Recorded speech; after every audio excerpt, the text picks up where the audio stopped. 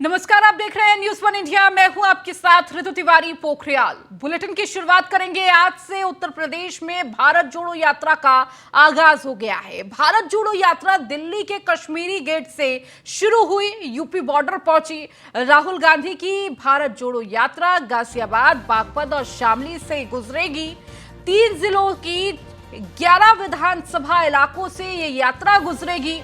UP में 120 kilometre का सफर ये यात्रा तय करेगी। तो 5 जनवरी तक भारत जोड़ो यात्रा पूरा कर लिया जाएगा, यानी 3 जनवरी से 5 जनवरी तक ये भारत जोड़ो यात्रा उत्तर प्रदेश में मौजूद रहेगी। यात्रा के पहले दिन का जो समापन है वो बागपत के मवी कला गांव में खत्म होगा। रात्रि विश्राम आज का वहीं पर होगा और फिर से एक बार कल इसकी शुरुआत होगी सुबह, जहां शामली की ओर ये यात्रा बढ़ती हुई नजर आएगी। तो 3 जिलों में ये यात्रा गुजरेगी, 11 विधानसभाओं को कवर करेगी। 120 किलोमीटर का ये सफर होगा और आज गाजियाबाद से बागपत का ये सफर होगा और बागपत के मवी कला गांव में रात्रि विश्राम के बाद कल एक बार फिर से इस यात्रा की शुरुआत होगी। शामली के तमाम गांवों को कवर करते हुए, नुक्कड़ सभा करते हुए भी राहुल गांधी नजर आएंगे। तो 3 से 5 तारीख यानी कि 3 दिनों का ये भारत जोड़ो यात्रा का सफर, ये भारत जोड़ो यात्रा का दूसरा चरण उत्तर प्रदेश में पहुंच चुका है। यूपी में 5 जनवरी तक ये पूरा भारत जोड़ो यात्रा का सफर रहेगा। तो बागपत के मवी कला गांव में रात्रि विश्राम आज होगा। इसके बाद 4 जनवरी को मवी कला गांव से शुरू होगी ये यात्रा। और हमारे सहयोगी यादराम भारती लगातार इस यात्रा को लेकर पल पल की तस्वीरें आप तक पहुंचा रहे हैं। फोन लाइन पर हमारे साथ जुड़ चुके हैं यादराम। अभी फिलहाल क्या अपडेट, क्या तस्वीर?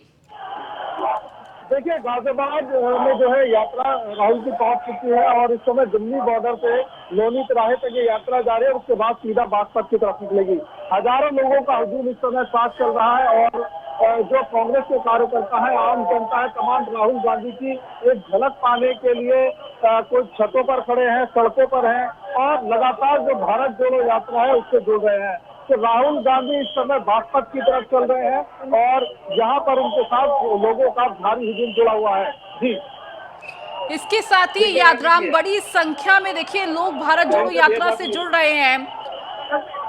लोगों में कितना उत्साह, कार्यकर्ताओं में कितना उत्साह और कितनी देर ये पूरी यात्रा इस वक्त लोनी बॉर्डर पर मौजूद रहेगी और बागपत के लिए कब रवाना होगी? देखिए, बागपत की तरफ राहुल की यात्रा जा रही है और सड़क के दोनों ही तरफ जो यात्रा है, लोगों का जो भीड़ है सड़क के, चाहे इस तरफ हो या इस तरफ, साथ ही जो आसपास के जो मकान है उन पर भी जो यात्रा है वो जारी है। तो लगातार जो राहुल की यात्रा से लोग जुड़ रहे हैं और कांग्रेस के जो कार्यकर्ता है उनमें काफी उत्साह देखने को मिल रहा है। जी, ठीक है यादराम। इसके साथ ही देखिए लगातार लोगों के साथ साथ ढोल नगाड़ों की आवाज भी लगातार दिखाई दे रही है। लोग उत्साहित नजर आ रहे हैं। सांस्कृतिक कार्यक्रमों का आयोजन भी किया जा रहा है और बताया जा रहा था कि संबोधन भी होगा। देखिए, जहाँ तक आवाज की बात है तो लोग काफी उल्लास में है और काफी राहुल गांधी के जो नारे हैं वो लगा रहे हैं और भारी संख्या में जो भीड़ है लगातार बढ़ती जा रही है। तो कहीं ना कहीं जो लोग हैं उनमें उत्साह काफी देखने को मिल रहा है और साथ में प्रियंका गांधी जी हैं जो राहुल के साथ साथ भारत जोड़ो की इस यात्रा में शामिल हैं। जी बिल्कुल यादराम, प्रियंका गांधी राहुल के साथ ही लगातार आगे यात्रा में जुड़ी रहेंगी।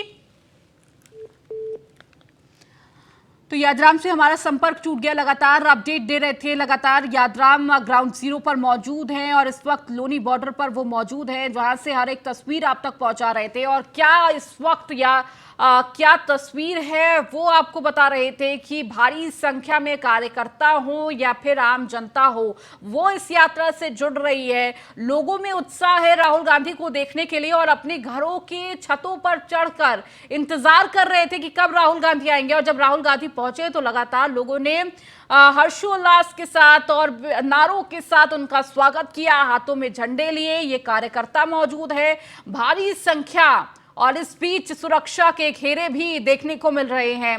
भारी संख्या में पुलिस फोर्स भी लगाई गई है, सुरक्षा के कड़े इंतजाम किए गए हैं। लेकिन भारत जोड़ो यात्रा अपने आप में बेहद महत्वपूर्ण है और जब ये रास्ता उत्तर प्रदेश से गुजर रहा है तो और भी ज्यादा महत्वपूर्ण हो जाता है, क्योंकि जहां ठंडी का पारा बढ़ रहा है इस वक्त उत्तर प्रदेश की राजनीति में गर्माहट आ रही है और ये गर्माहट है भारत जोड़ो यात्रा की। और हर किसी राजनीतिक पार्टी की, राजनीतिक चेहरे की नजर है इस यात्रा पर, क्योंकि अक्सर कहा जाता है कि अगर आपको दिल्ली तक पहुंचना है तो आपको उत्तर प्रदेश के रास्ते से होते हुए जाना होगा। जो उत्तर प्रदेश जिसने जीत लिया वो दिल्ली जीत लेगा। और कहीं ना कहीं अब राहुल गांधी, कांग्रेस पार्टी इस यात्रा के द्वारा उत्तर प्रदेश के लोगों के बीच अपनी पैठ बनाने की कोशिश कर रहे हैं और खासकर उन जिलों को कवर किया गया है, पश्चिमी उत्तर प्रदेश को कवर किया गया है जहां से किसान आता है। किसान जो उत्तर प्रदेश की नब्ज है, जिसको अब कांग्रेस कहीं ना कहीं टटोल रही है, उस नब्ज को पकड़ने की कोशिश कर रही है।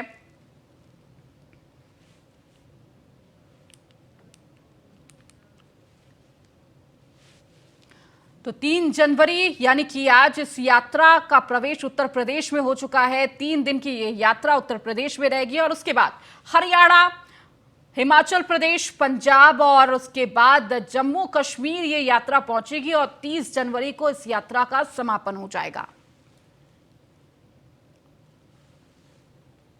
खबरों में आगे बढ़ेंगे। बीजेपी महानगर कार्य समिति की बैठक खत्म हो चुकी है। निकाय चुनाव और 2024 लोकसभा चुनाव की तैयारियों की समीक्षा की गई। बीएल संतोष ने सशक्त बूथ और सशक्त मंडल का संदेश दिया है। राष्ट्रीय महामंत्री संगठन बीएल संतोष और यूपी बीजेपी प्रभारी राधा मोहन सिंह बैठक में मौजूद रहे। तो देखिए, आज भी 3 सत्रों में इस बैठक का आयोजन किया गया है, जहां पर ये बैठक लगातार मिशन 2024 को लेकर की जा रही है। तो बीजेपी महानगर कार्य समिति की ये बैठक अब खत्म हो चुकी है। निकाय चुनाव और 2024 लोकसभा चुनाव की तैयारियों की समीक्षा की गई है। बीएल संतोष ने सशक्त बूथ और सशक्त मंडल का संदेश दिया है। तो देखिए, बूथ स्तर तक पहुंचने का प्रयास लगातार बीजेपी कर रही है कि जो बूथ स्तर तक किस तरह से बीजेपी पहुंचे, हर एक व्यक्ति तक कैसे पहुंचा जाए और बूथ को मजबूत करना ये बेहद जरूरी है। और लगातार ये नारा भी दिया जाता है कि अपना बूथ सबसे मजबूत, बीजेपी की तरफ से ये नारा दिया गया था और अब सशक्त बूथ और सशक्त मंडल का ये संदेश बीएल संतोष देते हुए नजर आए। राष्ट्रीय महामंत्री संगठन बीएल संतोष और यूपी बीजेपी प्रभारी राधा मोहन सिंह इस बैठक में मौजूद है। 3 सत्रों में ये बैठक चलने वाली है। कल पहला दिन था, पहले दिन भी 3 सत्रों में ये बैठक चली है। पदाधिकारियों के साथ बैठक, तमाम कार्यकर्ताओं के साथ बैठक और इस दौरान इस बैठक में किस तरह मिशन 2024 को लीड करना है, इसकी कहीं ना कहीं समीक्षा की गई। और मनीष मिश्रा हमारे साथ लगातार इस खबर पर जुड़े हुए हैं, सुबह से ही हर एक अपडेट दे रहे हैं। मनीष, देखिए, अब ये जो बैठक है वो कहीं ना कहीं माना जा रहा है कि एक सत्र खत्म हो चुका है। इस सत्र में क्या कुछ खास रहा? देखिए, निश्चित तौर से आपको बता दूं कि इस कड़ाके की ठंड में उत्तर प्रदेश की राजनीति है, उसमें भारतीय जनता पार्टी की बात करेंगे तो कहीं ना कहीं एक गर्माहट बनी हुई है। इस समय की हम बात करेंगे तो कार्य समिति की जो पहले चरण की जो बैठक थी, करीब 11:30 बजे से शुरू हुई थी, वो बैठक समाप्त हो चुकी है। उसमें कार्य समिति में अवध क्षेत्र के कार्यालय में बैठक हुई थी निराल में। उसमें साफ संदेश दिया गया है कि आपके जो बूथ लेवल पे आपका जो मैनेजमेंट है, जो बूथ अध्यक्ष है, उनके साथ आप संपर्क बनाएंगे। अपने बूथ को मजबूत करना है, पन्ना प्रमुखों को मजबूत करना है और उनके साथ क्षेत्रीय संगठन के साथ साथ आपको प्रदेश संगठन को मजबूत करना है। मिशन 2024 है, 80 में से 80 सीट का जो दावा किया गया है, जो वादा किया गया है, उसको निभाना है। अब से कुछ देर बाद जो दूसरे चरण की बैठक है वो मीडिया की बैठक होगी, जिसमें आईटी और सोशल मीडिया और मीडिया पैनलिस्ट, प्रवक्ता, उन सब की बैठक होगी। करीब 2:30 बजे से वो बैठक शुरू होगी। तो माना जा रहा है जिस तरह से 2 दिवसीय प्रवास पे हैं बीएल संतोष, राष्ट्रीय संगठन मंत्री हैं, महामंत्री हैं, तो उन्होंने जिस तरीके से जो मार्गदर्शन, जो दिशा निर्देश क्षेत्रीय संगठन को देना है या प्रदेश संगठन को देना है, जो दिशा निर्देश, जो ब्लूप्रिंट, जो खाका तैयार करना है मिशन 2024 के लिए, और साथ ही साथ आगामी जो कार्य योजनाएं हैं, जो आयोजन है, उनको लेके किस तरीके से हम 80 में से 80 सीट जीत सकें, इसका जो मूल मंत्र देते हुए लगातार BL संतोष आज 5वीं बैठक अब शुरू करने जा रहे हैं। तो माना जा रहा है कि साफ जिस तरीके से पहले निकाय चुनाव को लेके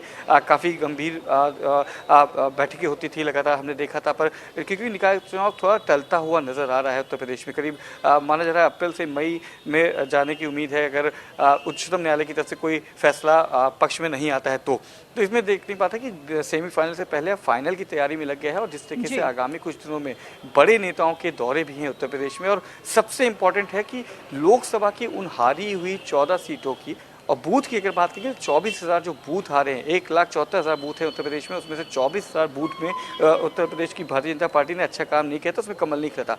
उनको कैसे मजबूत किया जाए, उनकी रीढ़ जो नींव है उसको कैसे मजबूत किया जाए, और वहाँ पे कमल खिलाने की कोशिश की जा रही है। तो माना ये जा रहा है कि जिस तरीके से जो दिशा निर्देश, जो स्ट्रेटेजी दिल्ली में बनी है, उसको इम्प्लीमेंट कराने के लिए उत्तर प्रदेश की 2 दिवसीय प्रवास में है BL संतोष, और संगठन को कैसे मजबूत किया जाए, संगठन के कैसे जो योजनाएं हैं और जो ब्लूप्रिंट तैयार किया गया उस पर इम्प्लीमेंट कैसे कराया जाए, इसका मूल मंत्र देते हुए लगातार BL संतोष बैठक कर रहे हैं। जी ठीक है, बहुत शुक्रिया मनीष इस जानकारी को देने के लिए। खबरों में आगे बढ़ते हैं तो वही बैठक के बाद डिप्टी CM ब्रजेश पाठक ने न्यूज़ 1 इंडिया से खास बातचीत की है, वो आपको सुनाते हैं। हमारे साथ बात करने के लिए मौजूद हैं उत्तर प्रदेश के उप मुख्यमंत्री ब्रजेश पाठक जी। सर, आज कार्य समिति की बैठक थी, बतौर आप लोकल यहाँ पे MLA भी हैं, मंत्री भी हैं, क्या कुछ रहा आज की मंत्रणा में? देखिए, महामंत्री संगठन का आशीर्वाद हम सबको मिला है और उनका राष्ट्रीय नेतृत्व का प्रवास है, और हर क्षेत्र में उत्तर प्रदेश में किस ढंग से कार्यकर्ता काम करें, बूथ स्तर तक के कार्यकर्ताओं को उन्होंने अपना आशीर्वाद दिया है। स्थानीय निकाय चुनाव के साथ साथ लोकसभा चुनाव पर किस ढंग से हम लोग लड़ेंगे, विभिन्न विषयों पर उनका आशीर्वाद, मार्गदर्शन हम सबको मिला है। बूथ के स्तर को लेकर साथ ही साथ पन्ना प्रमुखों को लेकर भी कुछ दिशा निर्देश दी गई? ऐसा कुछ नहीं, लगातार पार्टी काम करती रहती है। OBC को लेकर सर बहुत चर्चा है इस समय, OBC पे हमेशा हम लोग होते हैं, माननीय न्यायालय का निर्णय आ जाएगा, लेकिन हाँ, ये स्पष्ट है कि OBC समाज, SC समाज के साथ हम लोग हैं, और उनके साथ ही, उनके हितों के साथ ही हम लोग चुनाव करेंगे। धन्यवाद। तो ये थे कि कार्य समिति में साफ तौर पे बोला गया है कि निकाय चुनाव के साथ ही साथ आपको जो मिशन 2024 है उसमें लगना है, बूथ लेवल से लेके और आपके जो क्षेत्रीय संगठन है, प्रदेश संगठन, राष्ट्रीय संगठन को मजबूत करने का काम करेगी भारतीय जनता। तो वही बैठक के बाद सरोजनी नगर से विधायक राजेश्वर सिंह से न्यूज़ 1 इंडिया ने खास बातचीत की है, वो भी आपको सुनाते हैं। राहुल गांधी की भारत जोड़ो यात्रा आज से उत्तर प्रदेश में आ रही है, उसको लेकर हमारे साथ बात करने मौजूद हैं सरोजनी नगर से विधायक हैं राजेश्वर सिंह जी। राजेश जी, बड़ी यात्रा की चर्चा हो रही है, भारत जोड़ो की तमाम विपक्षी पार्टियों को बुलाया गया पर सबने थैंक यू कर दिया है।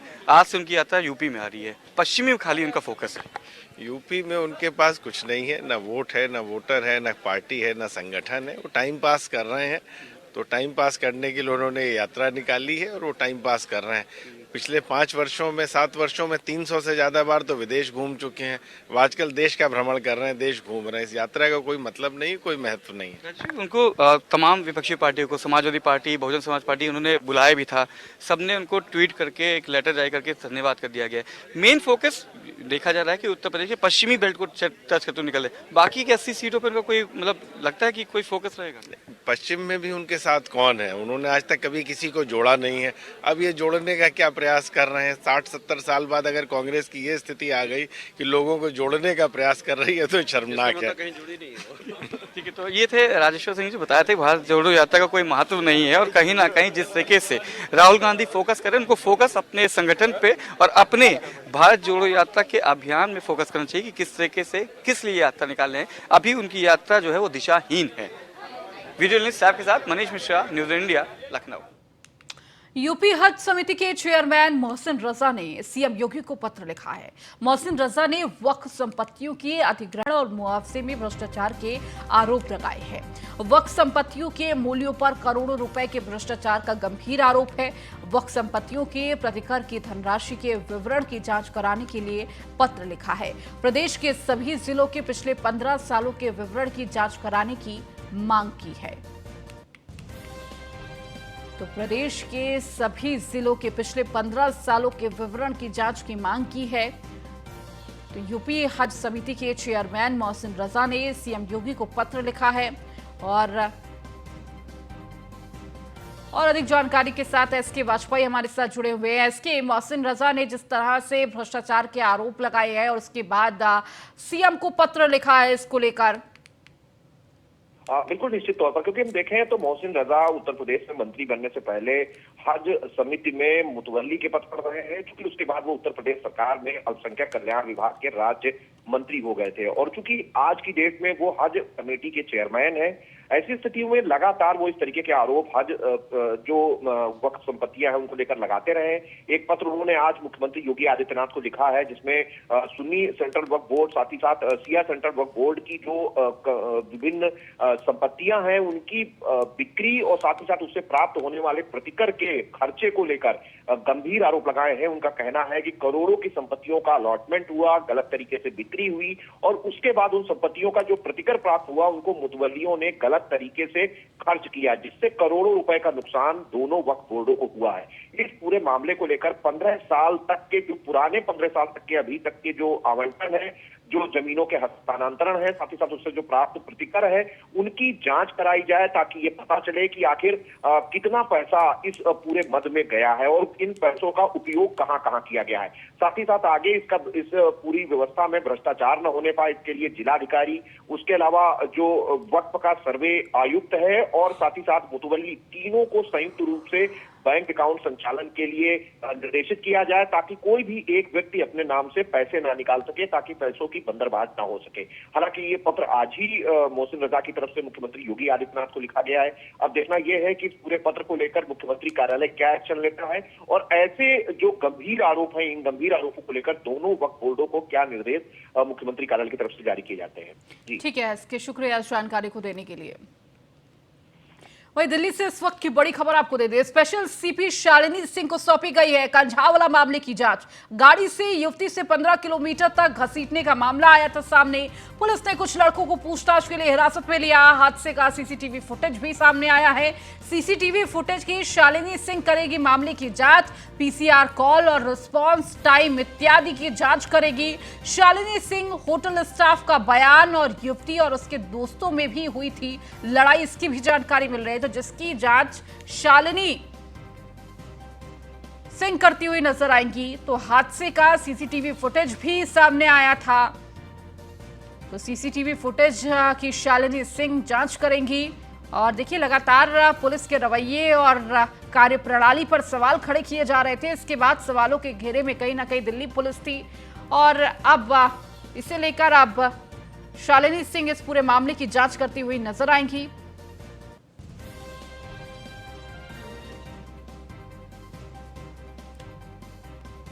तो स्पेशल सीपी शालिनी सिंह को सौंपी गई है कंझावला मामले की जांच।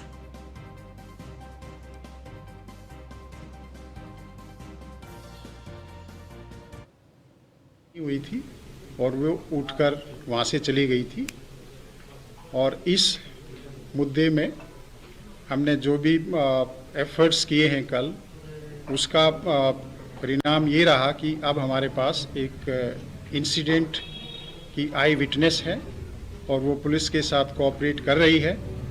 और इसमें अभी 164 सीआरपीसी के तहत उसकी जो स्टेटमेंट है वो रिकॉर्ड कराई जा रही है। यह दिल्ली पुलिस के लिए इस केस के इन्वेस्टिगेशन में एक सिग्निफिकेंट डेवलपमेंट है और जो एक्यूज्ड हैं उनको एक तरह से सज़ा दिलाने में हमारे लिए महत्वपूर्ण साबित होगा। इसके अलावा इन्वेस्टिगेशन अभी जारी है। इन्वेस्टिगेशन अभी प्रारंभिक स्टेज पर है, बहुत पहलुओं पर इन्वेस्टिगेशन हो रहा है और जल्दी ही दिल्ली पुलिस की ये कोशिश है कि जल्दी ही इस इन्वेस्टिगेशन को कंप्लीट कर लिया जाएगा और जो अपराधी हैं उनको सख्त से सख्त सजा दिलवाई जाएगी। प्रधानमंत्री नरेंद्र मोदी ने आज 108वीं भारतीय विज्ञान कांग्रेस का उद्घाटन किया। इस दौरान पीएम मोदी ने वीडियो कॉन्फ्रेंसिंग के माध्यम से कार्यक्रम को संबोधित किया। पीएम मोदी ने कहा कि अगले 25 वर्षों में भारत जिस ऊंचाइयों पर होगा उसमें भारत की वैज्ञानिक शक्ति की भूमिका बहुत महत्वपूर्ण होगी। विज्ञान में जोश के साथ जब देश की सेवा का संकल्प जुड़ जाता है तो नतीजे भी अभूतपूर्ण आते हैं। 108वीं भारतीय विज्ञान कांग्रेस में पीएम मोदी ने कहा कि आज भारत स्टार्टअप में शीर्ष 3 देशों में शामिल है। 2015 तक हम 130 देशों के ग्लोबल इनोवेशन इंडेक्स में 81वें स्थान पर थे, लेकिन 2022 में हम 40वें स्थान पर पहुंच गए हैं। पीएम मोदी ने कहा कि मुझे विश्वास है कि भारत की वैज्ञानिक समुदाय भारत को 21वीं सदी में वो मुकाम हासिल कराएगी जिसका वो हमेशा से हकदार रहा है।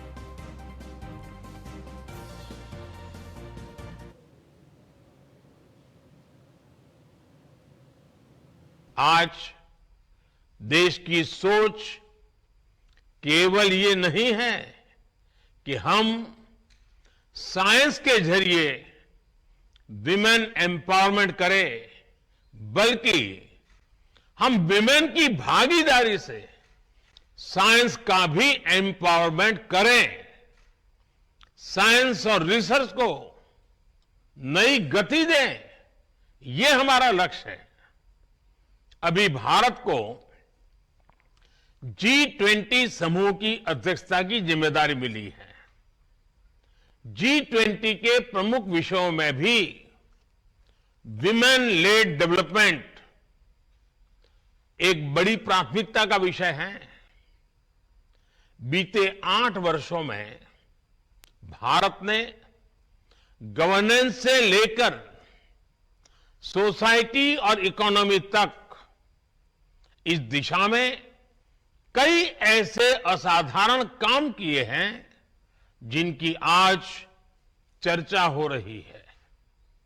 आज भारत में मुद्रा योजना के जरिए छोटे उद्योगों और व्यवसायों में भागीदारी हो या स्टार्टअप वर्ल्ड में लीडरशिप, महिलाएं हर जगह पर अपना दम दिखा रही।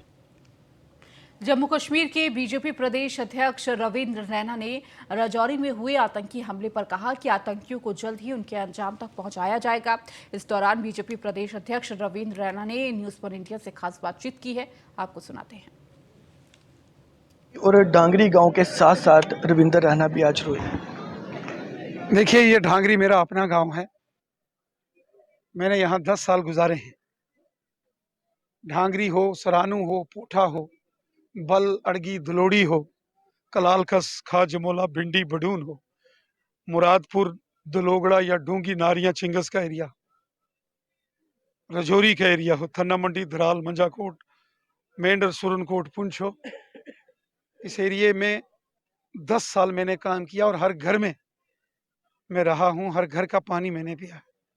मुझे बड़ी तकलीफ है। और ये नौजवान, ये बच्चे, आज 6 लाशें शमशान घाट में। क्या इन बेगुनाहों का जान का बदला लिया जाए?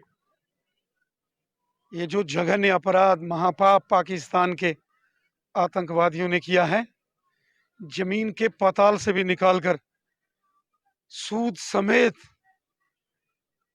इस नरसंहार का बदला हम लेंगे और हम सबको मिलकर लड़ना पड़ेगा। क्या हिंदू, क्या मुसलमान, क्या सिख, क्या ईसाई। गोली ये नहीं देखती है कि कौन हिंदू है तो कौन मुसलमान। गोली इंसान का कत्ल करती है। इंसानों का कत्ल बंद होना चाहिए। इसके लिए हर इंसान को एक होकर इस जंग के खिलाफ लड़ना पड़ेगा। पाकिस्तान की इन साजिशों के खिलाफ लड़ना पड़ेगा। राणा साहब, पहचान पत्र देखकर उन्हें गोली मारी गई। ये टारगेटेड किलिंग है, टारगेटेड किलिंग है। ढांगरी के लोग बड़े देशभक्त लोग हैं। ढांगरी के नौजवानों ने खुद वीडीसी के गने उठाकर यहाँ आतंकवादियों को मार मुकाया है। ढांगरी के फौजी हों जो रिटायर हैं या जो फौज में काम करने वाले लड़के हमारे, या यहाँ के जो नौजवान हैं। मैं खुद यहाँ 10 साल रहा हूँ। मैंने देखा इस पूरे दरिया की रैकी पेट्रोलिंग यहाँ के नौजवान करते थे। यहाँ का नौजवान दलेर देशभक्त है। तिरंगा झंडा 15 अगस्त और 26 जनवरी को जहाँ जो जश्न होता है, कभी आके देखो यहाँ। लेकिन बड़ा जुल्म किया है इन कायरों ने। रात के अंधेरे में छिप कर वार किया। सामने से वार करते, चीर के रख देते हम इनको। और अब खबर हापुड़ से है, जहां Reban food private limited meat plant पर इनकम टैक्स की टीम ने छापेमारी की। कंपनी के ऑफिस, प्लांट और घर पर हुई है छापेमारी। लैपटॉप और फाइल को कब्जे में लेकर अधिकारी कर रहे हैं जांच। करोड़ों के टैक्स चोरी की जताई जा रही है आशंका। सिटी कोतवाली क्षेत्र का पूरा मामला। तो हापुड़ से ये खबर दे रहे हैं, जहां पर करोड़ों के टैक्स चोरी की जताई जा रही है आशंका। और ज्यादा जानकारी के साथ मोहम्मद ताहिर हमारे साथ फोन लाइन पर जुड़ चुके हैं। मोहम्मद, अभी फिलहाल क्या जानकारी मिल रही है इस पूरी छापेमारी को लेकर? हाँ जी, आपको बताना चाहूंगा, रेवन फूड प्राइवेट लिमिटेड है, मीट प्लांट है जो हापुड़ के रामपुर रोड पर स्थित है। यहाँ पर तकरीबन 20 से अधिक गाड़ियों में 50 से अधिक लोग हैं जो दिल्ली की टीम है, इनकम टैक्स की आई है और छापेमारी की है। बताया जा रहा है कि जो रेवन फूड प्राइवेट लिमिटेड है, इस कंपनी के जो दफ्तर है, इसका एक ऑफिस है, इसके जो घर है, यहाँ पर जो अधिकारी हैं वो पहुंच गए हैं और अंदर से जो है जो सभी वहाँ जो कर्मचारी या जो घर के लोग मौजूद थे उनको वहीं जो है अंदर ही बैठाया हुआ है और सभी लोगों के मोबाइल वगैरह बंद कर दिए गए हैं। इसके अलावा लैपटॉप और दस्तावेज वगैरह खंगाले जा रहे हैं। बताया जा रहा है कि करोड़ रुपए के जो है टैक्स चोरी की आशंका है, जिसको चलते ये छापेमारी की गई है। इसके साथ ही मोहम्मद ताहिर, क्या जानकारी मिल रही है, कितनी देर और ये पूरी रेड चल सकती है? हाँ जी, आपको बताना चाहूंगा, फैक्ट्री है, काफी बड़ी फैक्ट्री है और 50 से अधिक लोग आए हैं, तो कहीं ना कहीं बताया जा रहा है कि शाम तक और इससे ज्यादा भी, इससे जो है कल तक भी ये छापेमारी जो है वो चल सकती है। जी ठीक है, बहुत शुक्रिया मोहम्मद ताहिर इस जानकारी को देने के लिए। तो लैपटॉप और फाइल को कब्जे में लेकर अधिकारी लगातार जांच कर रहे हैं और कड़ी सुरक्षा के बीच अंदर ये छापेमारी चल रही है।